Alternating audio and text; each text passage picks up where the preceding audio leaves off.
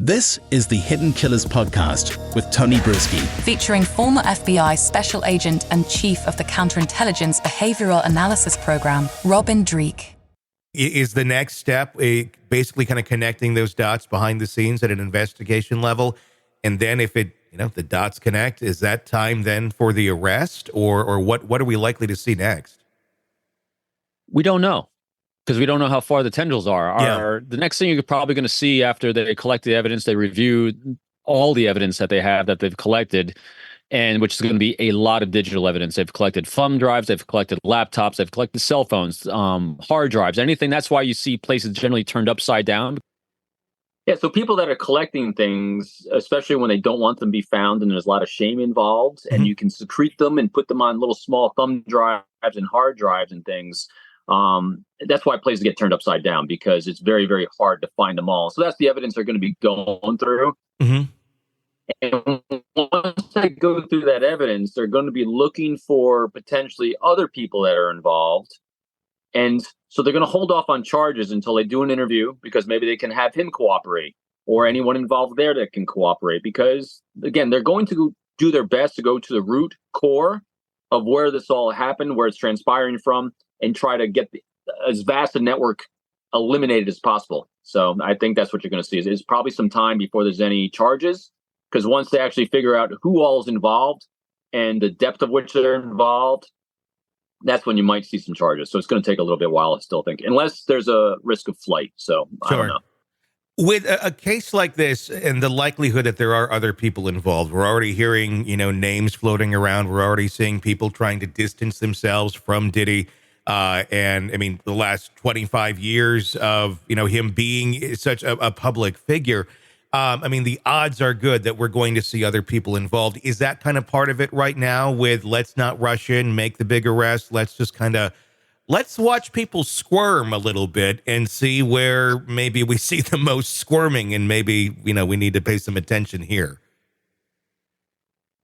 It's interesting. In general, I wasn't, as an investigator, even though it was counterintelligence world and spy recruiting, I wasn't someone that's looking for people to be squirming. And I don't think that's what law enforcement is doing right now. They're not looking for the squirm. They're looking for evidence. Mm-hmm. They're literally just collecting as many data points. And when you have one person involved, because remember, I told you, if you have one person that is involved in either child trafficking or pornography, it could be anywhere from 6 child victims all the way up to 600. Mm-hmm. And that's for one person. And so what they're doing is they're collecting a lot of data points, because remember, what they're doing is they have one person that they think is going to be a suspect. Mm-hmm. They're going to look at that digital footprint of all the people that's ever visited the house, everyone that they've ever talked to on a cell phone. Anytime there's ever been an exchange of a file, they're going to be looking at all those files, who they exchange files with. Mm-hmm. And it's takes a lot of resources to do that kind of research and analysis before you can actually keep going further. So looking at squirming, the squirming part comes when you actually start doing the interviews. Okay. I mean, there are allegations in one of the lawsuits naming Cuba Gooding Jr. As a defendant. Mm-hmm. There's been, as far as we know, as of right now, nobody's raided Cuba Gooding Jr.'s place. I mean, that could be coming at some point. How much of this, the federal investigation, is being based on some of these civil suits that have been brought against Diddy, with these other defendants being named? I mean, is the reason for this investigation sparred by that, or not just that, but the many civil suits that have come against Diddy in the last several years? Well, at some point, you're going to start looking for fire where there's a lot of smoke. Mm-hmm. And I think what you're seeing here is a lot of smoke and a lot of unhealthy behaviors. And so now you have a prosecutor and an investigative team that is kind of, I guess, gotten to the level where they're seeing some fire where there's smoke, mm-hmm. and they've obviously got enough evidence to get probable cause to get search warrants. And so I think that's exactly what you're seeing. Who knows how far or deep it's going to go, but I think it's definitely playing. It's also then painting, as we've said before, a behavior arc of a lot of people involved. Yeah. And when you see a lot of unhealthy behavior, it starts you ask yourself as an investigator even more questions. Well, when did this unhealthy behavior start? Because I'm seeing this one instance here. I guarantee you it just didn't start here. It started back here. So how far back do we have to go? Who else was involved back then? So you get a lot of boy, you just this is what makes really complex cases. It does. I mean, it's interesting, and I think hindsight's 2020 on some of this. We're now seeing older videos that were, blatantly put out there. They were public videos. We saw a video of Diddy and Justin Bieber at the age of I saw that. 15. I mean, you look at it, and at the time, we all kind of wrote it off as, it's every 15-year-old's dream. He kind of hinted at it. They can't disclose what's going on. I mean, one could have easily looked at that and gone, well, that's really kind of creepy and weird. I mean, what 40-year-old man is standing next to a 15-year-old saying things like that? That's not your own kid. It's like, if it's your own kid, like, yeah, we're at 15-year-old's dream, we're going to go to Six Flags or something like that. But I think it was hinting at something else. And then we hear the stories from Usher as well. There's audio of that from the Howard Stern show, where Howard asked him, after Usher had stayed and lived with Diddy for a year during his first album back in the 90s, saying he saw a lot of things, that where he didn't quite understand at the time, and asked if he would ever allow his child to stay there. The answer is hell no. So right. It likely goes way, way, way, way, way back. I guess the question would be, on somebody like this, we've already had, we've had the R. Kelly come out. We've had, several other Bill Cosby, tons and tons of people with very, very high profiles and very, very insulated individuals as well in terms of power that have all come down. Why this long on Diddy? He had a good network of trusted contacts. Yeah. That's all that you can say. When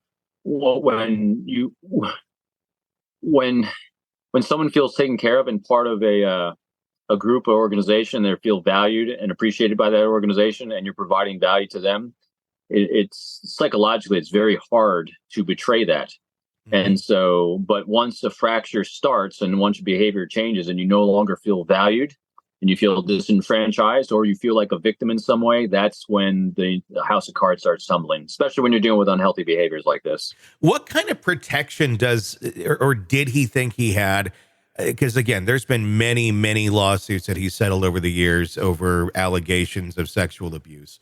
And I'm sure within those settlements, there's non-disclosure agreements and such. Even though some of the behavior likely was criminal. I mean, again, we're just speculating here. But, does that non-disclosure protect him from criminal liability if one of those victims did want to go forward and say, look, what you did was criminal. I mean, yes, we settled it over here, but I'm going to push this over here as well, because it goes far beyond just you paying me off to go be quiet. Non-disclosure statements are really interesting that you brought it up. Legally, again, I'm not a legal beagle at all. Sure. I've just dealt with them when I've given my own confidential human sources non-disclosure statements. Mm-hmm. And they've asked me what kind of legal ramifications happen if I disclose. And I said, in reality, it's tough. It's really tough to go after someone for disclosing when they had a non-disclosure statement, because it takes time, energy, and resources in order to go after someone. Can you legally? Yes.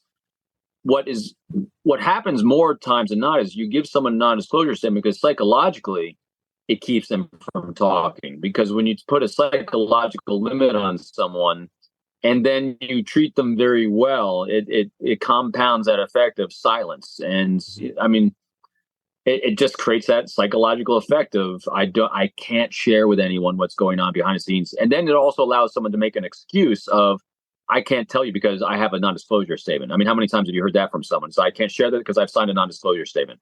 Okay. Yeah. Legally, maybe, but it's tough to go after.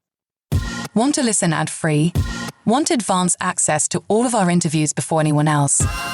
Become a True Crime Today Premium Plus subscriber on Apple Podcasts. You get every episode commercial-free, so you can binge on true crime until you can binge no more. Search True Crime Today Premium Plus on Apple Podcasts now, or go to our podcast page and sign up now. More of the Hidden Killers podcast next.